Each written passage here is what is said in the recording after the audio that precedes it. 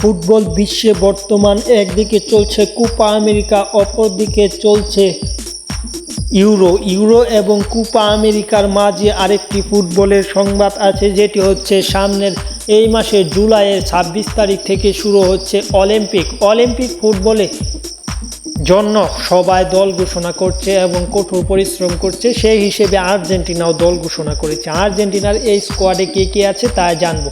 আর্জেন্টিনার এই স্কোয়াডে আছে গোলরক্ষক হিসেবে জেরোনিমো রুই, আছে লিয়ান্দ্রো বেই, ডিফেন্ডার হচ্ছে ব্রুনো আর্মিনিয়ে, আছে মার্কো ডি, আছে নিকোলাস, আছে গানসালো, আছে ওয়াইকিন, আছে হুলিও সুলের এবং মিডফিল্ডে যদি বলি সেখানে সান্তিয়াগো, আছে ক্রিস্টিয়ান, আছে এজুকুয়েল, আছে কেভিন এবং আছে ক্লাদিও, আছে থিয়াগো।